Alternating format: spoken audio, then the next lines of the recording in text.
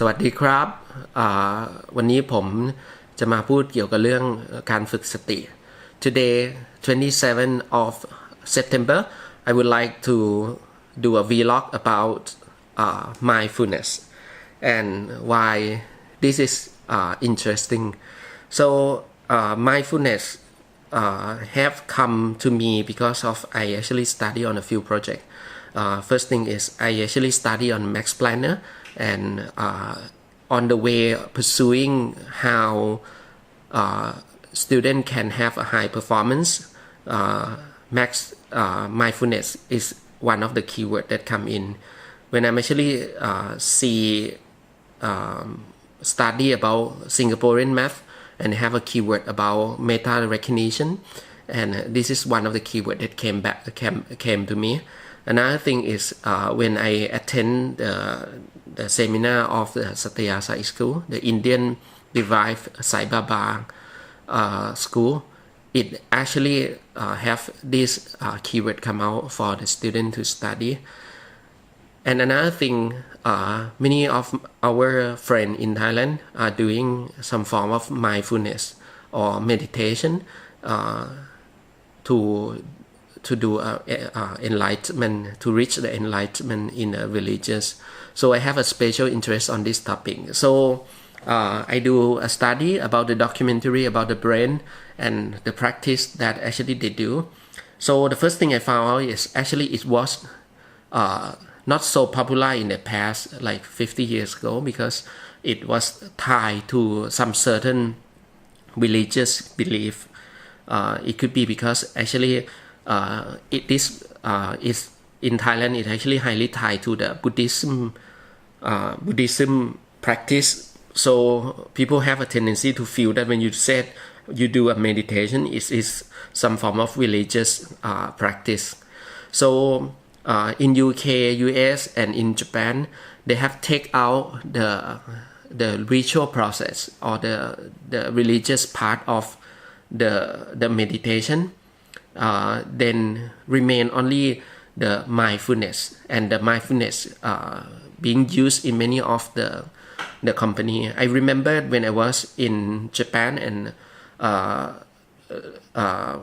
apply for a job, I went to Oracle, and in the final interview of Oracle, they actually invite you to visit their HQ, and I remember that in HQ they have the mindfulness room or the meditation room for the employee to practice.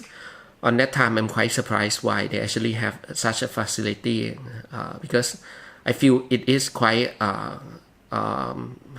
religious practice. So now I knowing that business pay attention to this because they think it provide the productivities, and mindfulness become one of the productivity tools. And I think we should teach the student how to do it because it's quite simple. And not only personal will benefit from this, business also benefit from this. So talk about mindfulness and brain. 10 years ago or 20 years ago, there is many research related to mindfulness and the state that we are not mindful.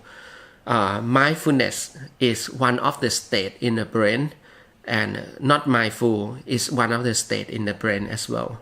So what is the benefit of being mindful? They're saying that there's two things that actually benefit when you are being mindful.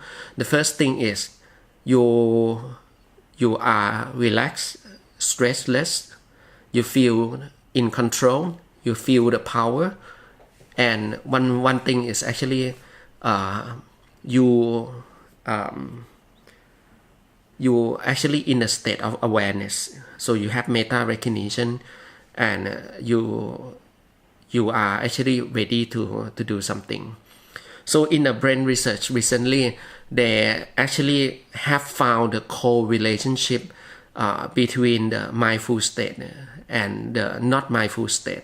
The technical term for this is they're saying that our brain, when we actually not doing anything, we are in the state called task negative. task negative means that we don't have tasks to do. It's the same with when you actually start a car and the car engine actually start. The engine is keep running, but you are not moving, so you're not going anywhere. The engine is not working. So the car is actually go to the idle mode, and the idle mode is it ready to switch to the task positive mode. But the current default mode for this is a task negative mode, and in the task negative mode, the brain go to some state called default mode network. And in the default mode network, I think the brain have one function to understanding or reflect past thing of the future and creating a story. So it's a state where you start to think of a story, start to be worried, start to be some state that opposite of mindful. So in ESTP, you are actually storyful. So you create a lot of story, you do a lot of interpret, translation, you started to think of the past, you're starting to think of the future. But it's amazing that actually it have the spatial function of the brain that actually working on this.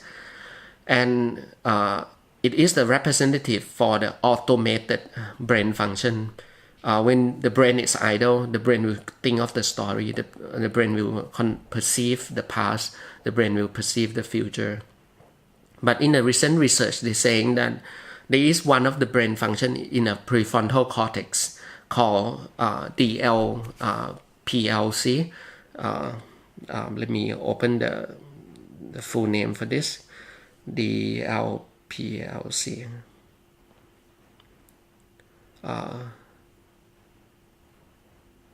DLP. Okay. So the full name for this is dorsolateral prefrontal cortex, or the prefrontal working memory. This function of the DLPFC is opposite of the default mode network. Is a task positive, mean that it prepare you for a task, so it's ready for a task. So opposite of the default mode network, where you are like sleeping or daydreaming or mind wandering, the DLPFC is a state or the brain function that make you awake. Another term for mindfulness is awake. So you're being mindful or you're being awake. So they're saying that when the DLPFC function is actually activated, it will control the default mode network, and you will be able to control the thought or overthinking about the past, the future, or creation of the story. So in ESTP, maybe you call this you distinguish the thing, or you started to have awareness, and you start to when you start to have the awareness, or when you start to be mindful, you started to knowing that what you are thinking is what you start to have self-awareness, and this is shifting you from subjective to objectivities. So they're saying that it's like when you in the task negative mode or the default mode network, your mind is actually surrounded by thought. You are part of the thought. You feel that you are one of the thought. You are thought, or you start to seeing that whatever you're thinking is you or is yours. So you cannot let it go. But when you actually developing the DLP FC or function or the mindfulness, you start to go out from this cloudy thing and look from a distance, so you can see these cloudy things you see, and then you realize that it's actually something outside of you.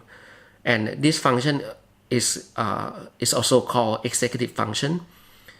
Sometimes this also called metacognition. So you actually started to see that, oh, okay, now you have stress. You start to see that you have something that you are related to. You start to see that, oh, you're thinking. You start to see that, oh, you start to create a story and you're not peaceful. Just by doing this, they're saying that the brain are permanently change the structure. And it is very interesting. They're saying that by just shifting from the being subjective to the objective, you start to be relaxed. I think the first impact from mindfulness is you will be relaxed and less stress. The second thing they're saying that because you are in a wakeful state, it's not gonna be sleepy, not gonna be you not feel involved, and you go to something that we call awareness, but in ESTP we call this realization. The most important benefit for mindfulness practice is not to rest, not to reduce stress only, but it's actually to go to the state where you can aware of your own problems.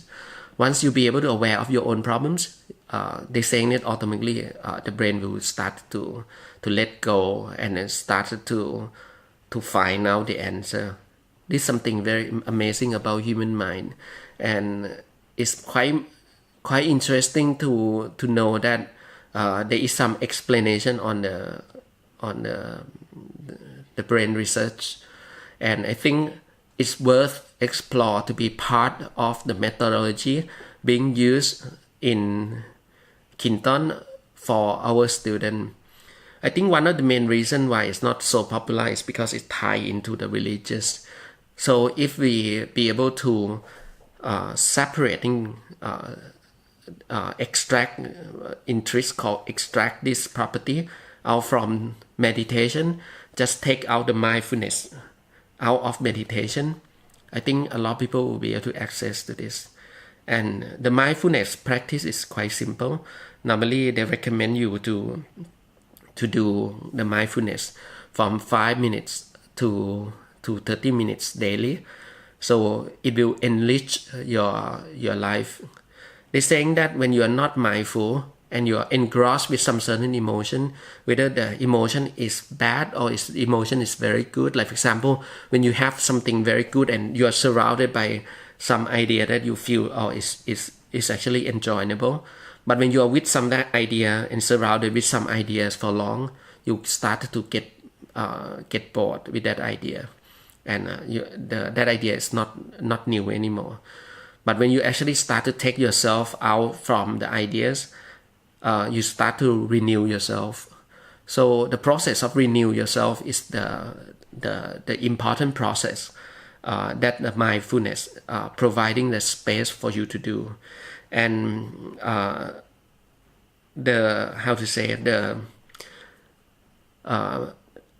in a research saying that many of the experts in many fields also doing a mindfulness to actually enhance their capability to reach the max.